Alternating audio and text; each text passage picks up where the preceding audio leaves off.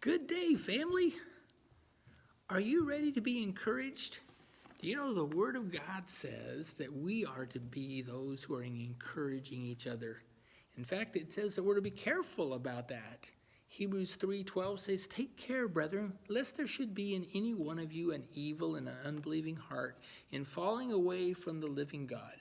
But encourage one another day after day, lest any one of you be hardened by the deceitfulness of sin." So encourage one another day after day, as long as it is called today. So today's your day to encourage somebody.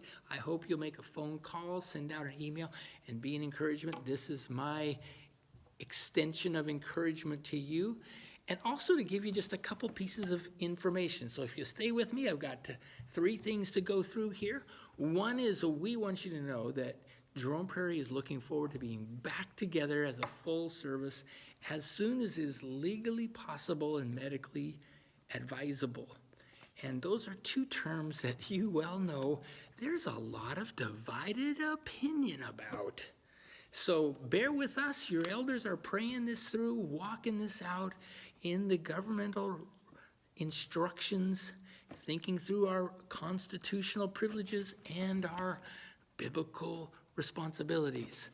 But what we want to encourage you about is this, that be careful about being distracted, all right, with a fleshy response to the fears and the foolishness around you. We know there's plenty of conspiracy theories, there's plenty of differences of opinion about medical things.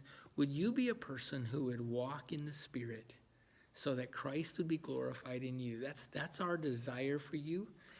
We're looking forward to gathering the church together. We've developed a plan to make that as healthy as possible. You should get that in an email this week, the Jerome Prairie COVID-19 health plan, so when we come together, we can indeed encourage each other and relate to one another without fear. If you're looking to be a part of the services as soon as you can, we have two services on Sunday, an 8:30 and a 10:30. They're not the complete service. We're doing that online. But when we gather together with 25, we will have one of the elders or men of the church leading a communion devotional, and one of our worship leaders will be here leading the worship, and you can come in and worship with your brothers and sisters. So I hope you'll register for that. That's partly how we're keeping track of who's coming, when, and if you're wondering about, are you welcome? Of course you are. Be sure and be praying for us. This is a challenging time, but a wonderful opportunity to share Jesus with a world that's lost their perspective. And speaking about perspective, you know, we want to encourage you to be gathering together. And I'm going to show you what it looks like to be in a physically distanced facility. We actually can seat 80 to 100 people in here, depending on the size of our families that come.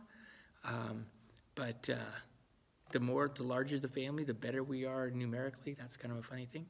But I'm going to show you that, and I want to encourage you, hey, maybe have a watch party at your home. You can gather some people together and watch a full service or watch a sermon only.